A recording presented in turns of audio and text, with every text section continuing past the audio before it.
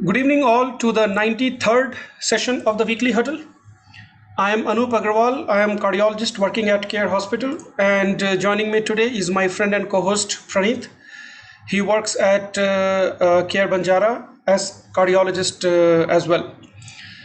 Today is our 93rd episode, and as we move closer to our 100th session, I just want to thank all of you and also remind you that a lot of our videos, audios rather, because this is an audio recording, are uploaded on Castbox as well as YouTube. There are more than 70 sessions uploaded with more than 1 hour of discussion in each of those episodes. So as a cumulative, there are more than 70 hours or close to 75 hours of listening time, which is filled with common academic topic, things that we encounter in our daily practice, things that we can use in our day-to-day decision making in a more pragmatic, in a more practical way. And we hope that we'll continue this for long term, and we'll keep adding things which are important for all of us to know, learn, and understand, so that it helps us create a better version of ourselves when we are treating our patients. So keeping the theme the same, in this 93rd session, we are going to talk about nicotine replacement therapy. We did talk about smoking cessation as a general in one of our previous sessions. And this particular session, we are going to restrict our discussion particularly on nicotine replacement, because this is something which I am not very comfortable with. I have found my colleagues not being very comfortable with. And once a while, our patients do ask us about nicotine replacement, and we at times find ourselves not providing them with a very objective way of handling this. And to facilitate in our discussion, we have Dr. Nishant with us. He will be helping us with his expertise. Dr. Nishant is a clinical psychiatrist, and he works at Care Banjara. And I'm pretty sure, Nishant, you provide services at other hospitals as well. He is quite familiar with the nicotine replacement that we should be prescribing to our patients. So we will hear his insights as well, more in terms of the practical ways of prescribing in India. So the clinical case today is, this is a 48-year-old male. He comes to my clinic for a second follow-up after his recent acute coronary syndrome event. So the way we typically do is, once the patient is admitted for ACS and once the inpatient treatment is done, we do about 1 to 2 weeks follow-up. That is the first follow-up to make sure things are okay. And then we do a second follow-up, which is typically between 1 to 2 months, where we look at more exhaustive list of how things are doing, risk factors, and all those kind of assessment. So this patient is coming for a second follow-up, which is about 2 months from his index event. He's otherwise doing fine. He just finished his cardiac rehabilitation, and he doesn't have any active cardiac complaints. His only risk factor for coronary event was smoking. He is an active smoker. I want to say he was, but that he has failed multiple times. So he is an active smoker. Since his acute coronary event, he has cut back on his smoking. He used to smoke around 1.5 packets of cigarette per day. Now he finds himself smoking around 10 to 15 cigarettes per day. He's still not able to bring it down to complete zero. And in this 2-month follow-up, now he is actively seeking help. He asks that, hey doctor, can you help me with some pharmaceuticals or with nicotine, because he has heard that nicotine replacement can be given for those patients who are struggling with smoking cessation. He otherwise does not have any other complaints. He has resumed his work.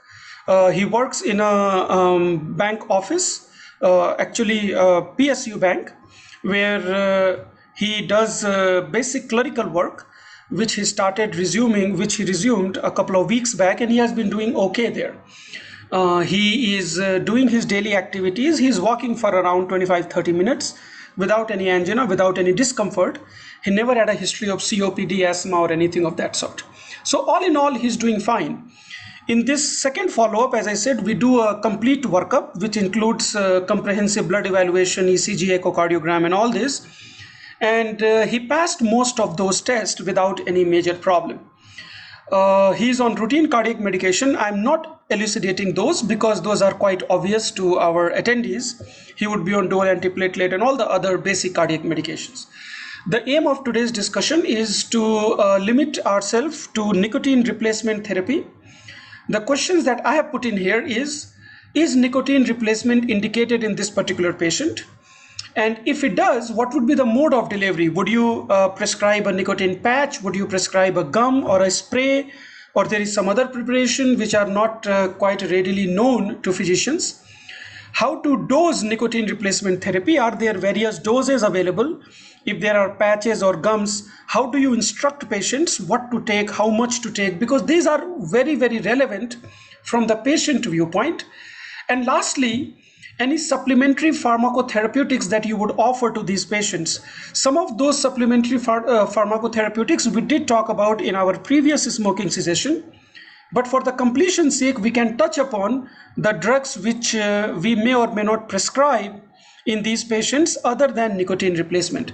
So Praneeth, I'll start with you. As a customary, I always have Praneeth give his opinion. Then I take opinion of my colleagues in the attendees. And finally, we go down to the expert for the day, which in this case will ask Nishant for his assessment once we hear from few of my attendees. So Praneeth, how do you look at this patient? If this patient was to come to your OPD, how would you manage? And then I will ask other attendees of this forum as well. Praneeth, all yours. Yeah, good evening, Anoop. So, the nicotine replacement therapy, I came across this as one of the podcasts which I'm listening, which was published in JAMA. I could not go through the article, but it was a podcast which I heard. And that is where this thought process came up, and we wanted to discuss this. I am as uncomfortable as you are in doing the nicotine replacement therapy. What I understand is it is extremely important, and the role of physician in discussing this thing and initiating is something which was crucial. Now, after learning this, I did try to put in a bit of an effort in learning these things, and I'll equally share a personal experience which I did recently. Now, what I understand is we need to know what is the amount of nicotine that the patient is receiving, and that amount of nicotine should be replaced or given back to the patient so that he does not get that craving. So the first step to know is the amount of nicotine consumption by that patient. This patient is receiving this patient is taking nicotine in the form of cigarettes, and there are other forms of nicotine consumption as well in the terms of gutka and whatnot. So an average cigarette, again, if we possible, we can look at the brand of cigarette that he is taking, and we can look into the Google, which I've been doing it, and we are able to get the amount of nicotine per cigarette.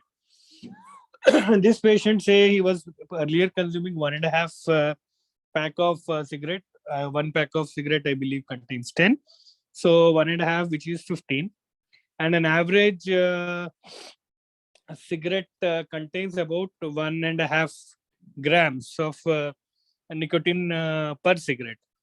So 15 into 10 will be, 1.5 into 10 will be 15 grams of, or 15 milligrams of nicotine is what he is taking per one pack, and you can add it up. So if he is on a withdrawal, or if he has cut down his an amount of cigarette smoke, then number of cigarettes that he takes per day, and calculate the number of or the amount of nicotine that he goes into his body.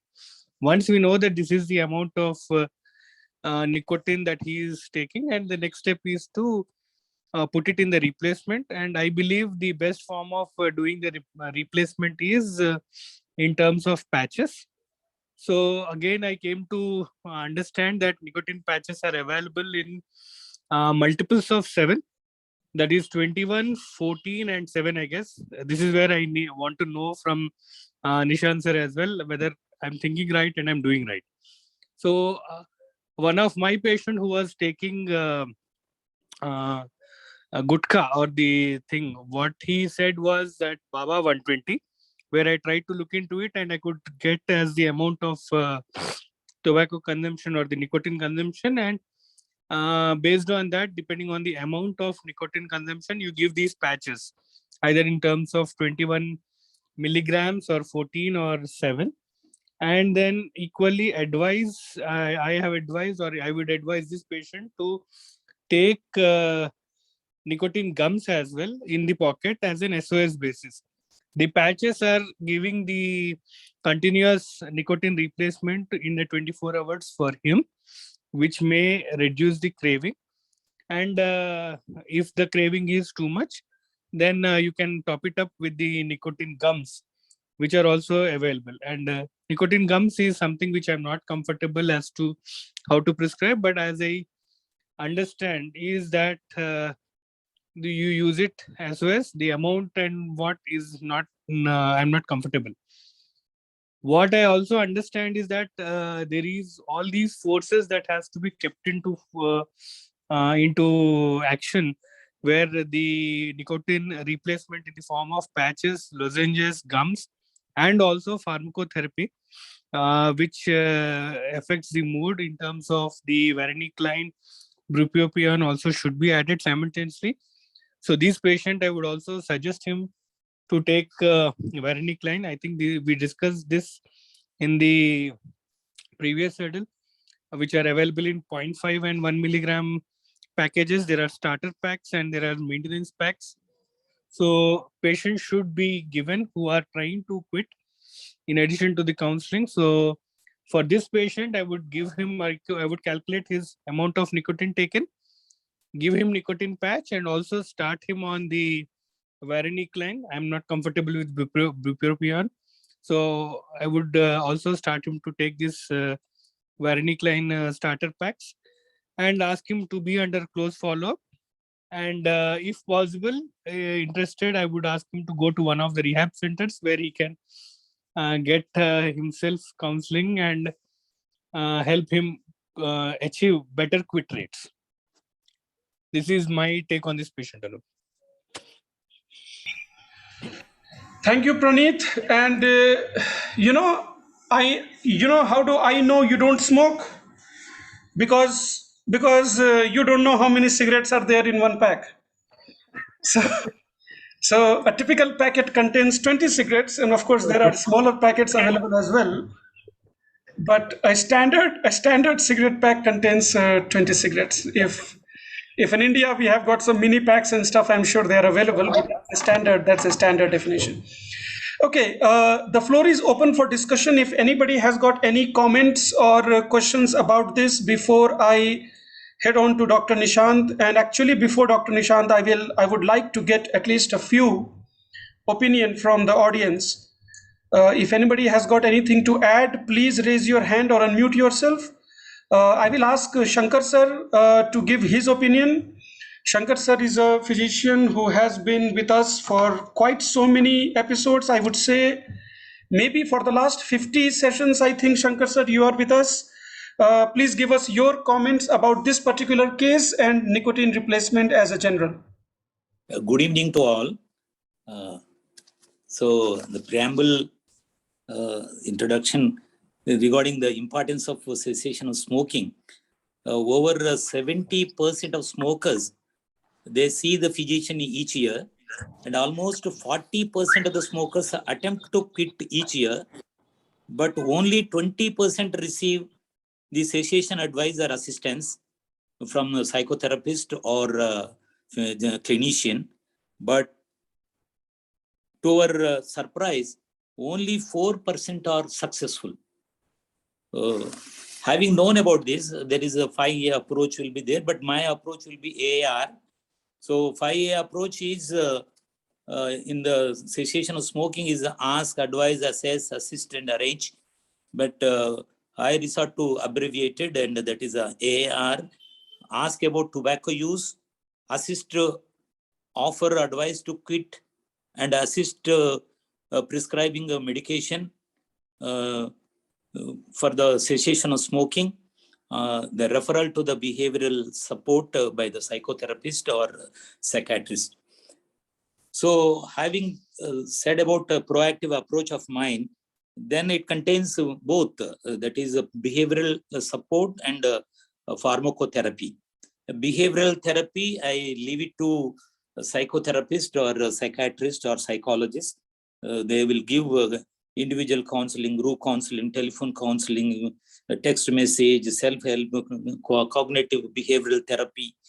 Then they will tell the patient what will be the withdrawal symptoms after the cessation of smoking, what are the trigger points, and all these things they will tell.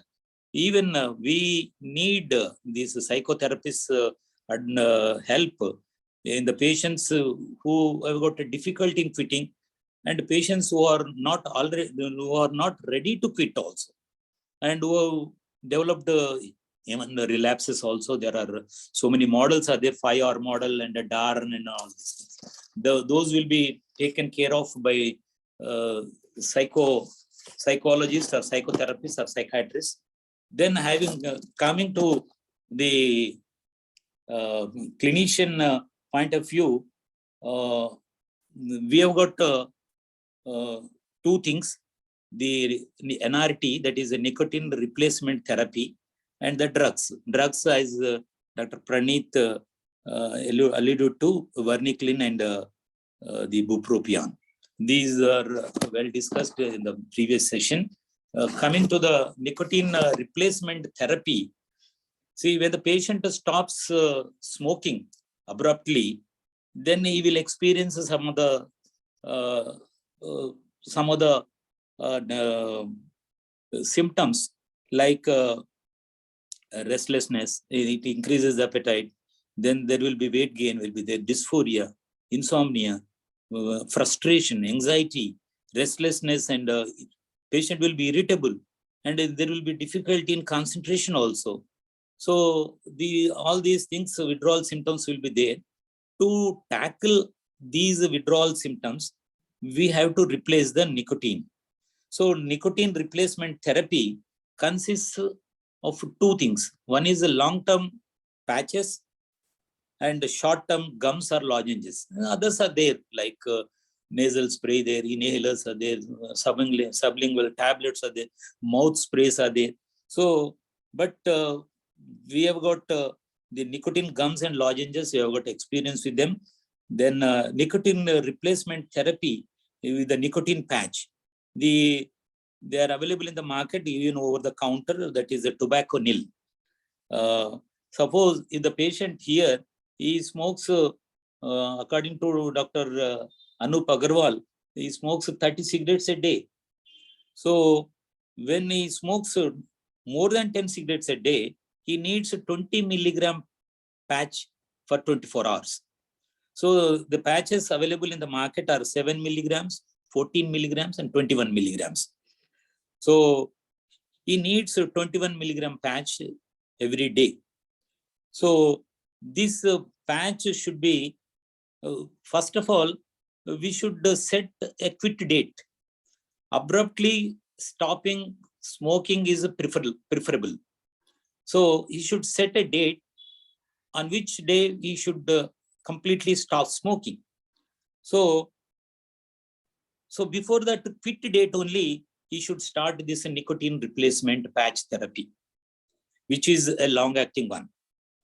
Then, whenever needed, to control the cravings, as Dr. Praneeth alluded to, to control the cravings, whenever needed, we give nicotine gums or lozenges. So, for 1 to 6 weeks, there is a schedule of dosage is there. That is, he smokes more than 30 cigarettes a day. And here, see, the craving should be like this. If the patient, after awakening from the bed, within 30 minutes, before 30 minutes pass, if he goes for smoking, That means if a urge for smoking is there within 30 minutes after waking, then he needs 4 milligrams of gums or lozenges, 4 milligram dosage. One piece contains 4 milligrams. Suppose if he smokes after 30 minutes, then he needs only 2 milligram gums only. So here, this patient probably he smokes 1.5 packs a day. Definitely there will be urge immediately after wakening from the bed. Immediately he starts smoking. So I think, I assume, so he needs 4 milligram gums or lozenges he needs.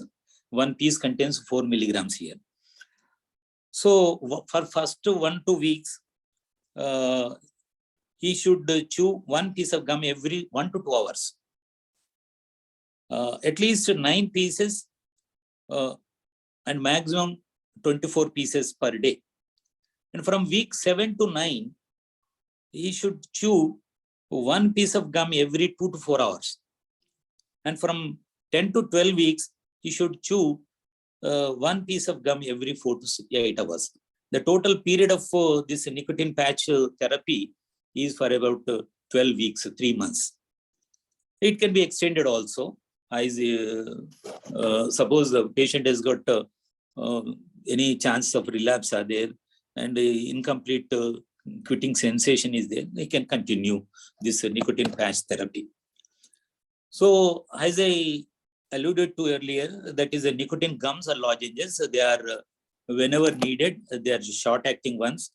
What I mentioned about now. Then they should chew these nicotine gums as long as the nicotine taste goes off. Then he should park the gum under the buccal mucosa. Then suppose again if he starts craving, then again he should start chewing. Then this is regarding the nicotine patch therapy, long acting and short acting. These both can be combined. So patch and gums and lozenges. I don't have any experience regarding the inhalers or nasal sprays and the sublingual tablets or the mouth spray. One concern here in this case is he has got ACS. So the theoretical concern with the use of this nicotine replacement therapy in this acute coronary syndrome, because nicotine, these nicotine patches or the nicotine gums, they contain nicotine, but they have got adrenergic and as well as vasoactive properties. So they could potentially increase the cardiac demand. But here the nicotine patches or nicotine gums they outweigh the risks of the risks of the cessation of smoking. So the benefits of nicotine replacement in reducing the nicotine withdrawal symptoms and they promoting smoking cessation outweigh the potential risks of the NRT. See, the NRT is beneficial in spite of the theoretical concern, because the smoking is dangerous rather than nicotine replacement therapy.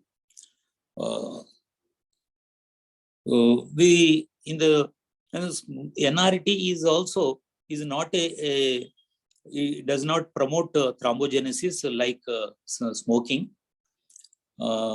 And in the nicotine replacement therapy, the nicotine levels will released gradually into the blood, so that the heart rate or blood pressure will rise very slowly. But unlike in smoking, the heart rate and the blood pressure rises sharply. So nicotine replacement therapy, definitely it will be beneficial than the smoking. These are my take points regarding the nicotine replacement therapy and concerned with the ACS. Thank you, one and all. Sir, I have a few questions for you. Thank you for that comprehensive discussion. Nicotine patch, do you just write patch, or is there something like a brand or something that you write? Tobacco nil. It is available in the market as a tobacco nil. That's a patch. It's a patch, 7 milligram, 14 milligram, and 21 milligram patches are there in the market. That is a tobacco nil. It is available as a tobacco nil. And if you could just tell us, how do you dose 7, 14, and 21? Do you have a cutoff? Then as I told now, if the patient smokes more than 10 cigarettes per day, then he needs a 21 milligram patch for 24 hours. How about 7 and 14? 7 and 14 we don't use. 7 and 14 will be used only in if the patient takes 10 cigarettes per day, then we start with the 14 milligram patch. Okay. And the dose may be lowered also. Suppose that the patient feels better and there are no withdrawal symptoms, and the patient feels better, he can go down to the 14 milligram patch also. If the patient uses earlier for 21 milligrams, he can use 14 milligram patch per day. This has to be taken only after 6 weeks only. Okay. Sir, I have more follow-up questions. So let's say this patient comes, you give him a patch, feels good. For how long do they continue? See, if he feels good, after 6 weeks, we reduce it to 14 milligrams patch. And we'll continue for 6 more weeks. Total of 12 weeks. Okay. The nicotine gums are available in the market as a Nicogum. Nicogum from Cipla. 2 milligram and 4 milligram gums are there. And sir, Nicogums, you said you give them schedule, right? You don't give them SOS, you give them schedule 9 to 24 per day. Initially we give only schedule form only, and whenever necessary also. Later. Okay. Okay, sir, I will continue my discussion with my other attendees, and then we will get back to you if we have any questions.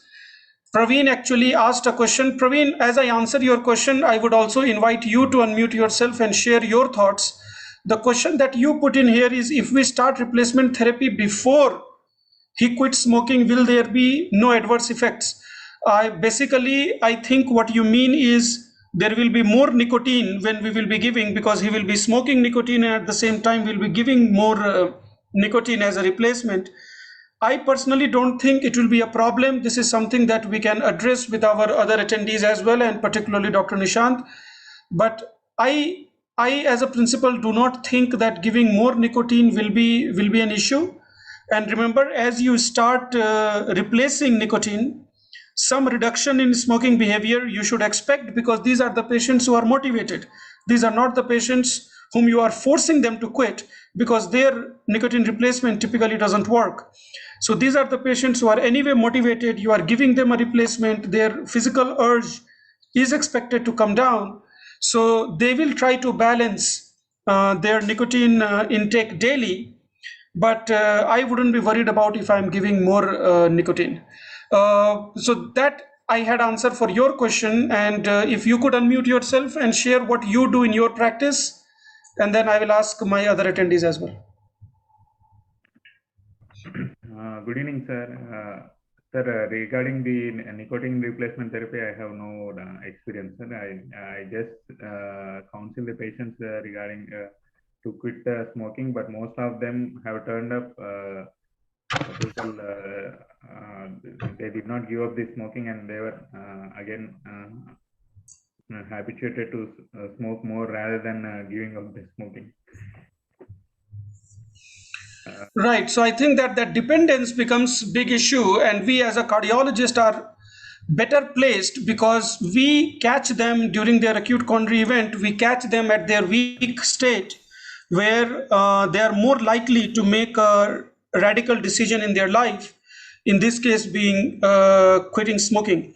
So definitely during these acute episodes, we have the leverage to command the patient to say that enough is enough, now you should quit smoking.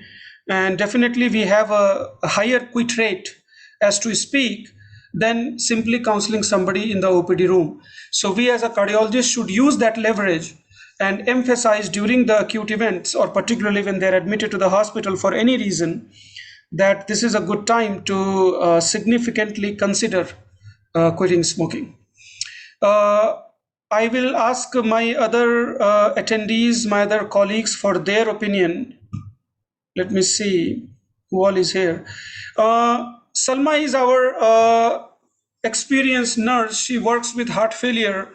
Salma, if you can hear me, could you please unmute yourself and share your experience about nicotine replacement to heart failure subset? Is it something that you recommend? What is your experience in this regard? Salma, if you can hear me, could you please? Hello? Yes, Salma, please go ahead. Yes, sir, I can hear you. Sorry, there was some problem with signals. So that's the delay. Your experience with nicotine replacement in heart failure subset?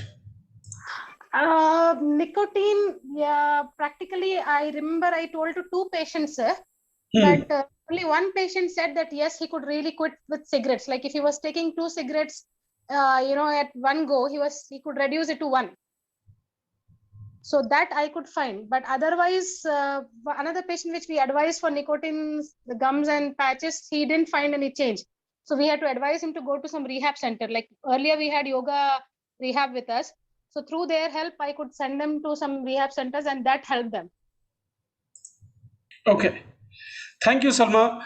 What, to my understanding, is that the inpatient rehab that we have for alcohol and for other drugs, that inpatient rehab for smoking, I don't think is available, and many of the times it may not also be required. But definitely, outpatient rehab for smoking is certainly that can be advocated, where we can talk about behavioral therapy as well as all these other ancillary therapies that can be suggested.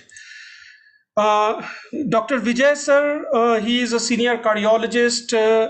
Vijay sir, if you could unmute yourself and share your experience about nicotine replacement, and particularly with regard to patient who had a recent MI, how do you see these replacement therapies working for us or working against us?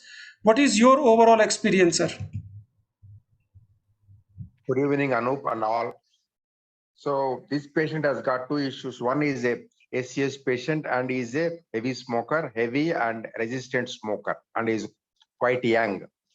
So for any chronic smoker, only nicotine, the pharmacological treatment alone will not serve the purpose. You should mix it with behavioral treatment plus pharmacological treatment, mostly in the form of nicotine replacement therapy.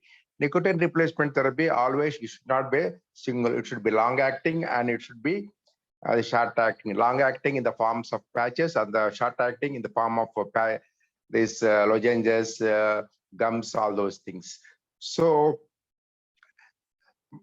apart from this nicotine patches, the behavioral therapy, the role of psychiatrist is very, very, very essential to explain the risks of smoking. All these things, they are more useful rather than simply putting this nicotine replacement therapy, which has got so many adverse reactions, like those who are already having pre-existing neuropsychiatric diseases.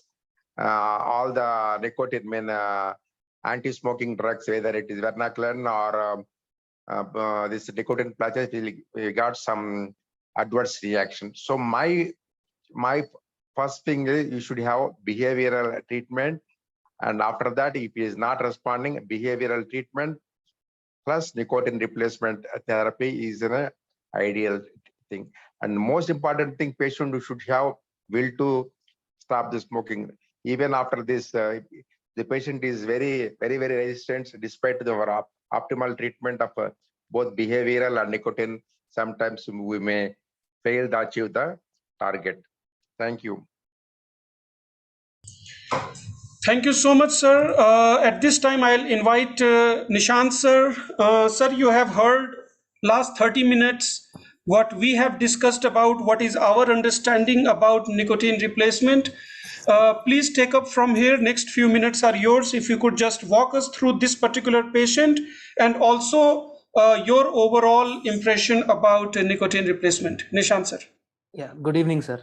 I hope you can hear me. Yes, you are absolutely loud and clear. Thank you. Okay, thank you, sir. Yeah, so I think number one, I think the previous speakers have already talked about most of the things and how to do nicotine replacement. Coming to this particular patient, sir, like as sir pointed out, he's someone who's been smoking in spite of having an acute coronary syndrome. So, one of the things here is that in post ST elevated myocardial infarction, first 2 weeks, any nicotine products are, they're advised to be not used, but let's say the withdrawal is too much and it is being difficult for the ICU nurses or the physicians to manage him, replacement is done. There's been a lot of research on this, but obviously a randomized control trial cannot happen. So experience wise, even people who've had ST elevated MI, maybe in the first couple of days or 2-3 days, in some cases we have started replacement in the form of patch. Like some of you have pointed out, a patch is generally fine because the amount of nicotine released is very less and it does not produce any clinically relevant changes in terms of BP, heart rate and all that. Yeah, so that is one thing that I wanted to say. So in this patient, we are talking about 2 months after it, so there shouldn't be any problem in giving nicotine. So the first thing that I would want to say is, I think Shankar sir has already talked about the first 5 A's. Ask about ask about nicotine use, then advise. Just advice doesn't mean that you have to speak to him for 15-20 minutes. Why don't you think about quitting? You should probably quit. Just 1 or 2 lines. Assess about whether how much cigarettes he uses, and also about his willingness to quit. Obviously, Vijay sir was saying if he's not willing, then all of this discussion is moot. If he's willing, then assist him in terms of nicotine replacement therapy, other medicines, behavioral things and all that, and arrange. So one of the things that like maybe as a cardiologist, once the acute phase is over, you might see the patient only once in a couple of months or so. But people who have nicotine and all of that may be having more frequent follow-ups, not because you require it, but because they know that they'll be under some monitoring from the doctor's side. They're more likely to quit. So having more frequent follow-ups and just again doing these 5 A's, which will probably take around 2-3 minutes of your time, is very important. What we have generally seen is a person might not come back to a psychiatrist, but to his cardiologist, usually the follow-ups are very good. The second thing that that I would want to say is, let's say this particular patient, initially he was smoking 30 cigarettes, now he's smoking only 15. Of course, the one way to look at it is, okay, in spite of having a coronary, in spite of having ACS, he continues smoking. But on the other side, he's reduced his consumption by at least 15 cigarettes, which is good.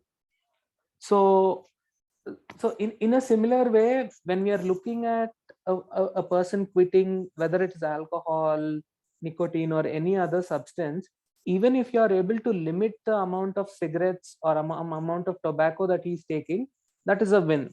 I think Salma's sister said from 2 cigarettes he's come down to 1 at a time.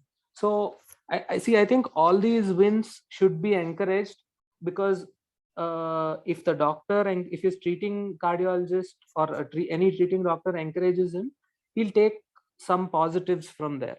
So if we are able to give this particular person replacement, and from 15 if he comes to 5 or 6 or 7, it's a win. So this is a harm reduction strategy.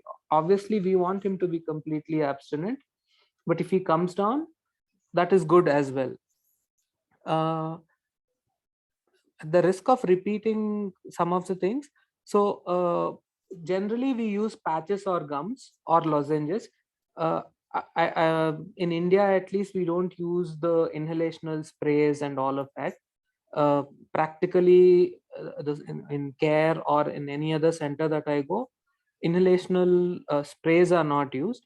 E-cigarettes and vaping is something that has been tried, but it has been banned in India. There's a lot of controversy regarding that.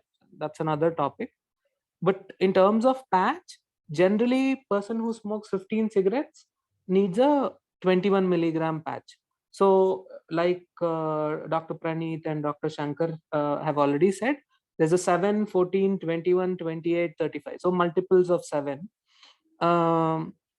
So for 21 milligrams, so generally you look at it as 7 milligrams is equivalent to 5 cigarettes. So 5, 10, 15, 20, that is how it goes. So for 21 it is 15, for 28 it is 20, for 35 it is 25, so on and so forth. So about the use of the patch, you ask them to put it on the same, at the same time on every day, and generally you give it for 6 weeks. Again, in practice, most of the times we have to mix it with some form of oral gum, because in spite of having the patch, there might be cravings in between. I think Dr. Praneeth has asked a question about whether he smokes and takes the patch, will something happen? It is not an ideal situation, but like I said, if he's coming down from 15 to 10 or 5 with the patch, I think that's a win-win situation. Generally, most of the interventions with regards to tobacco cessation last for 12 weeks. So in terms of patch, let's say the person is smoking 15 cigarettes every day. So we start off with 21, we ask him to use it for 6 weeks. And then after that, we come down by 7 every 2 weeks. So by 10 weeks or so, we should look at stopping it. So in terms of gums or lozenges, again, Shankar sir has put all of this quite beautifully. There's a 2 milligram and a 4 milligram gum. The maximum number of gums that we use should be 24.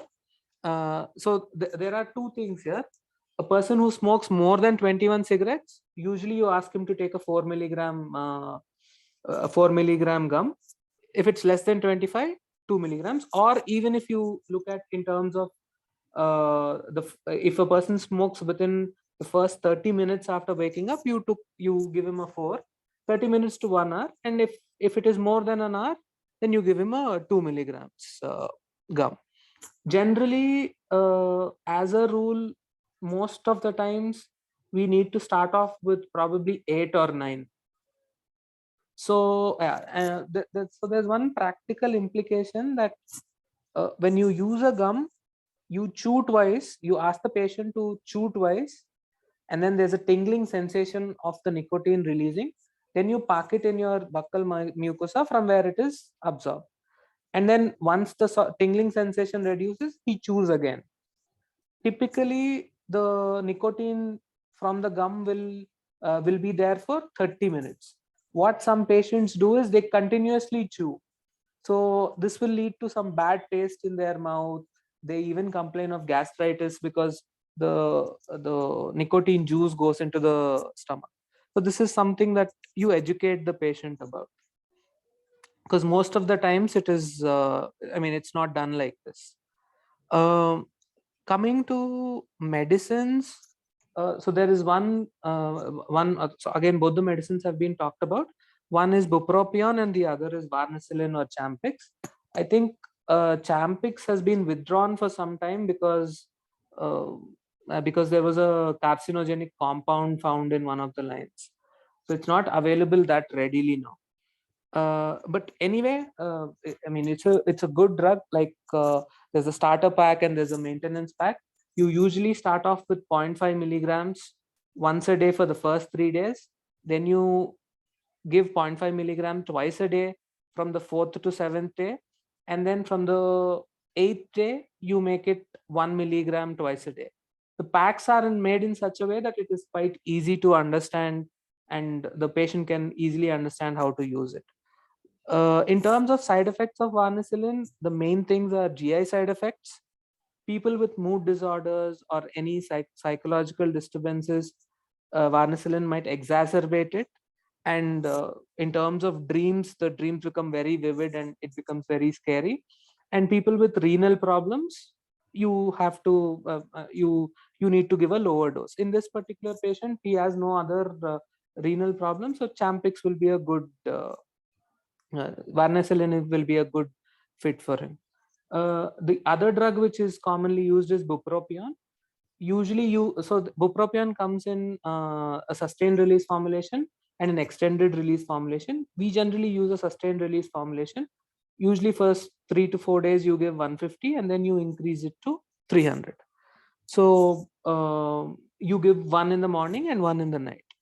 Bupropion is a good fit for people who have anxiety or depression and also tobacco. The major side effects that we worry about with bupropion are again the GI side effects, and it also lowers the seizure threshold. So someone who has a seizure or who's had seizures in the past or who's on anti-epileptics, you need to be careful. Again, if you have to choose between varnicillin and bupropion, varnicillin has better efficacy. So generally in clinical practice, most of the times we combine nicotine replacement therapy with Champix or varnicillin.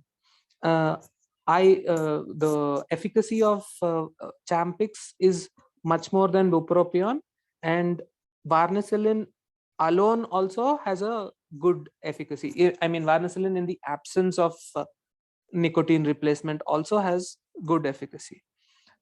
There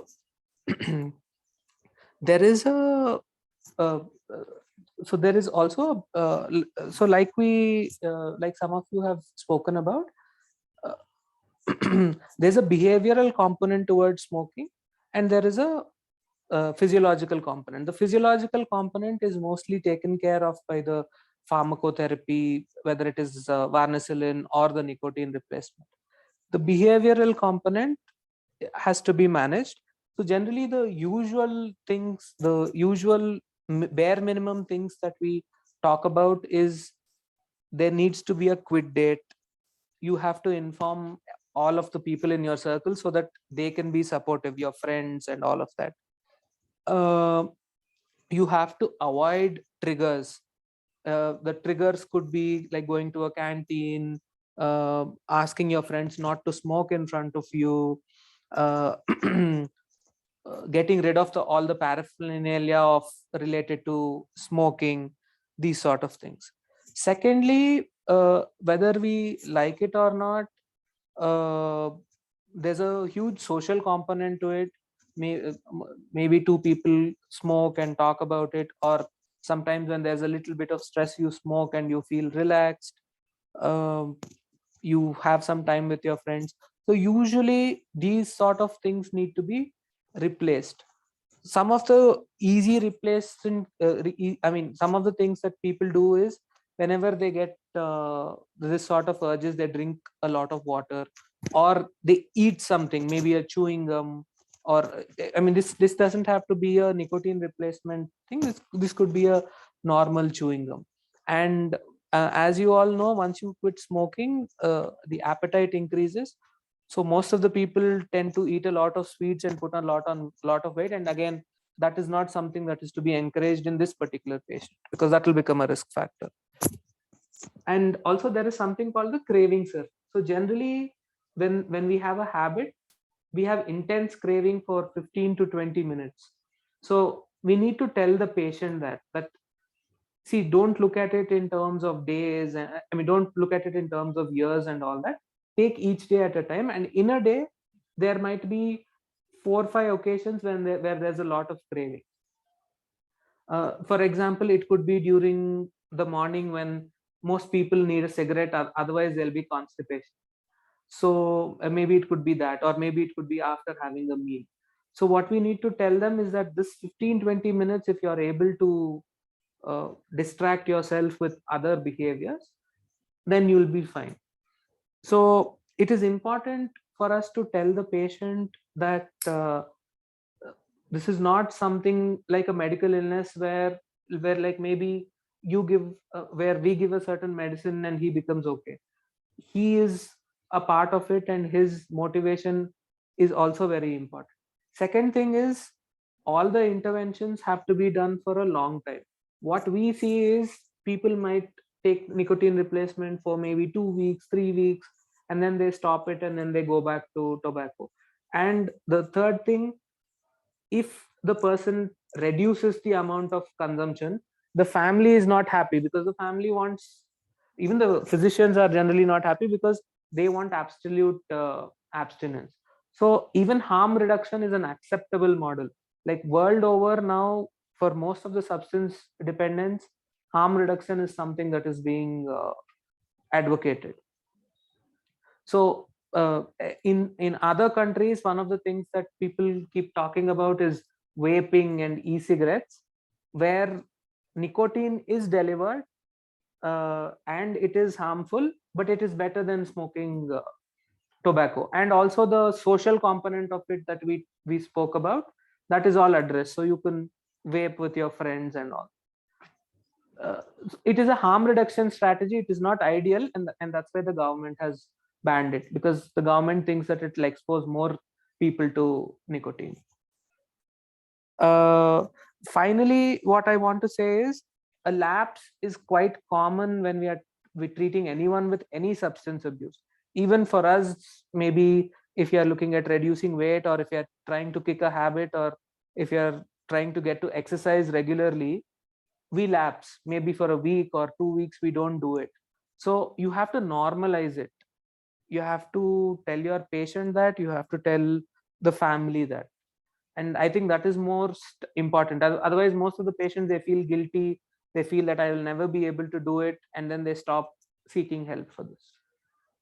I'm sorry I took up a lot of your time. I think these are all the things that I want to convey. Sir, your time was very important, and I'm glad you took a lot of time, because that is exactly what we want to hear. Few quick questions I have for you, and then we'll go to Somaraju sir for his comments. Okay. Some of these are very practical. You may not have the answer off the bat, but I'll try anyway. Sir, the patches, are they single day or are they 3-day patches? Single day patches, sir. Single day patches. Do you have any idea about the cost of the patch or the nicotine gum? Sir, nicotine patch, I don't know, sir. Tobacco nil, I think it's 21 milligram one is around 100 rupees or something, I think. Sir, gum, I don't know. Okay. Do you think it is fair to ask for a psychiatrist referral for smoking cessation, or you think that is too much to ask for? I think it's fair, sir, especially in people whom maybe in your busy practices you're not able to find the time to sort of speak to him, or maybe certain behavioral techniques which he's not following. I think in this particular person, because he himself wants to quit, the index case that we are looking at, it is easier to deal with him. There might be some people who might be in denial. I think for them it is important to have a referral as an inpatient, because anyway, if he's an outpatient, he'll not come. So Talking about inpatient, what is your thought of starting this bupropion or vernicillin inpatient when they are admitted for cardiac issues? Do you think these drugs will cause more harm than benefit? Starting inpatient. sir, I would say that inpatient, I think, sir, we can start off with nicotine replacement. We don't need to start bupropion or varnicillin, because it's more of a controlled environment.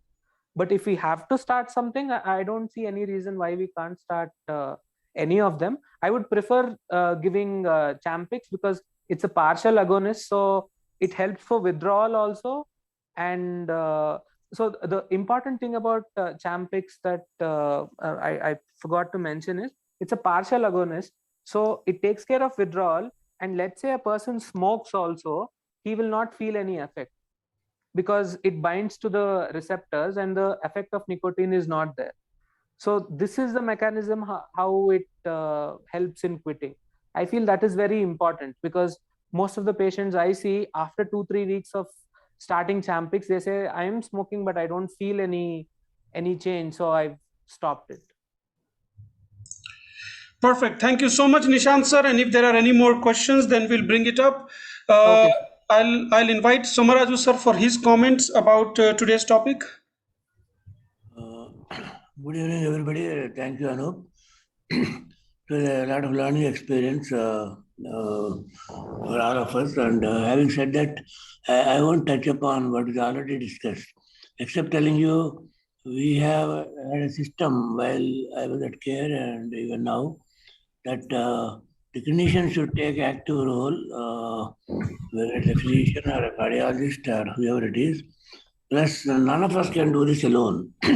We have to have a team of nurses, nurse clinicians, and wherever we practice, we always also had a psychologist as part of our team, covering both inpatient and outpatient.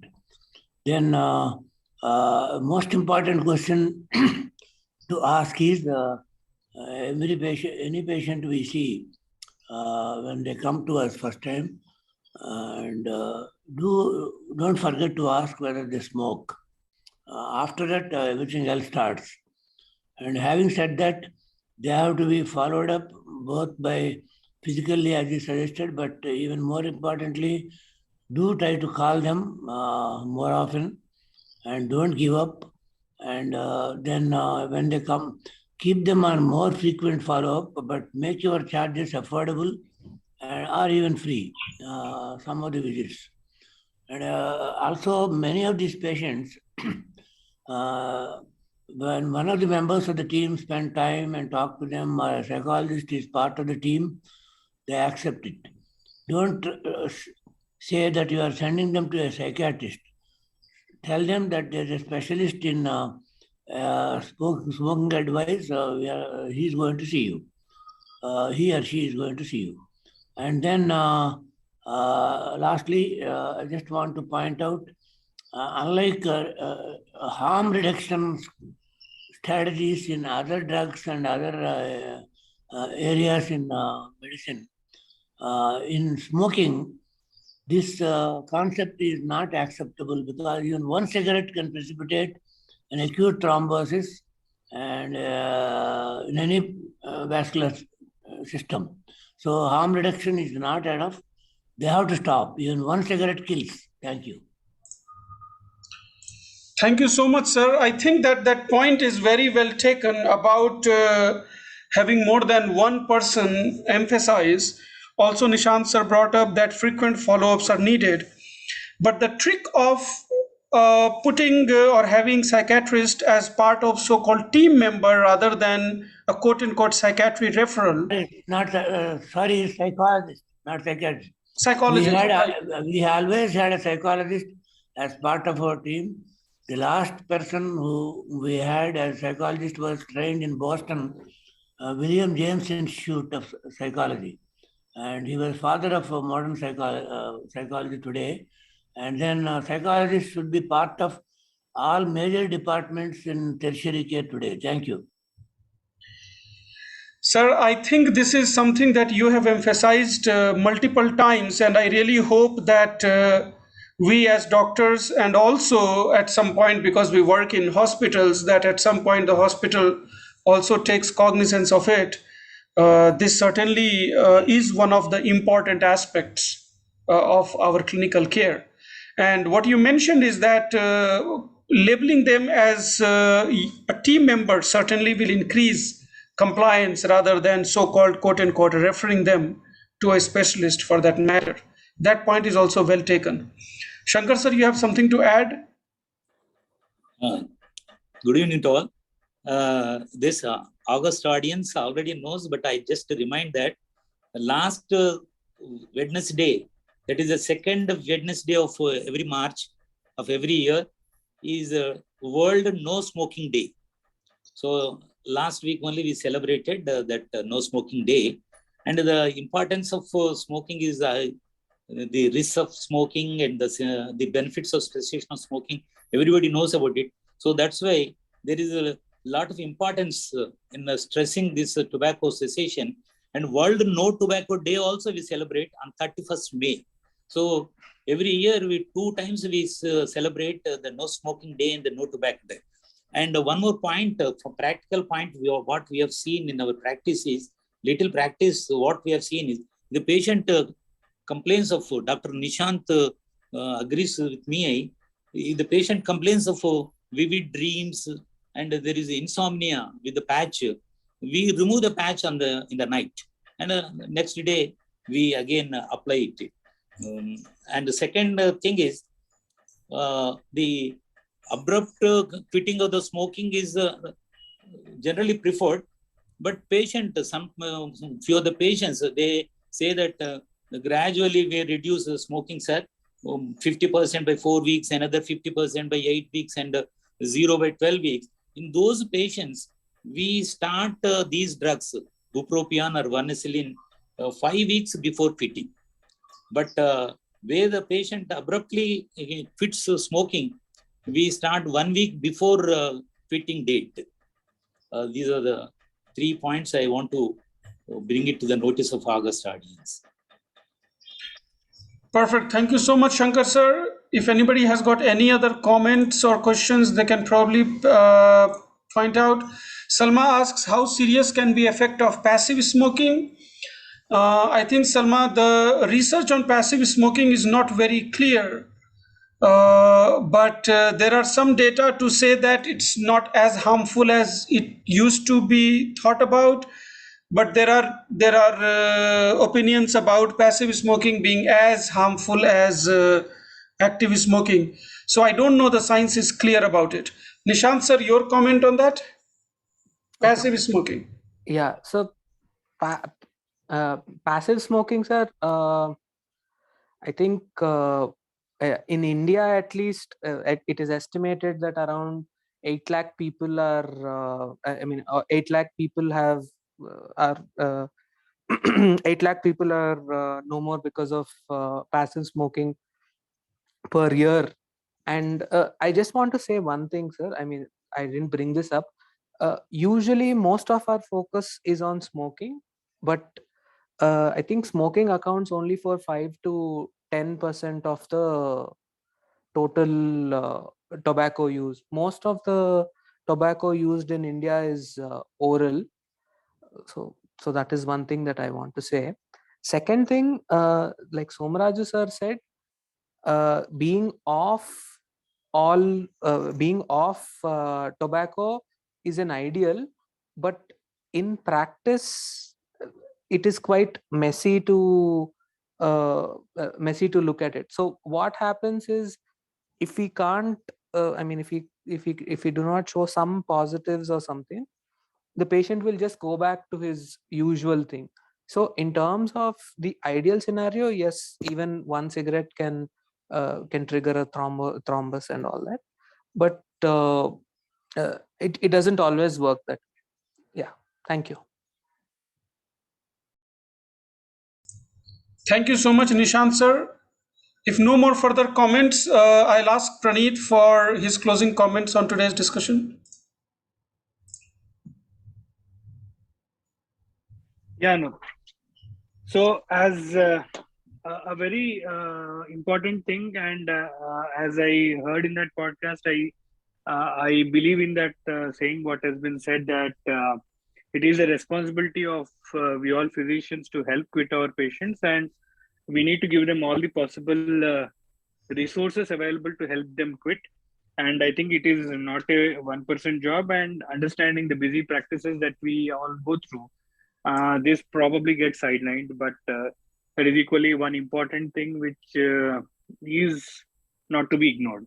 and the tools that are there equally when they are available, how do we use it is something that we all need to be aware of it. And I think that is what highlights today's discussion on these nicotine replacement products that are available. Now that we know that these are how it is there, and some knowledge on using them, at least some basic LKG course that we have gone through, maybe with over practice, if we apply and get to know from the patients how do they do, probably modify and maybe discuss further about the same thing in a platforms like these, where we know from each other, get mastered in using these therapies, and help achieve more patients quit and prevent the adverse events from smoking or nicotine consumption in any form.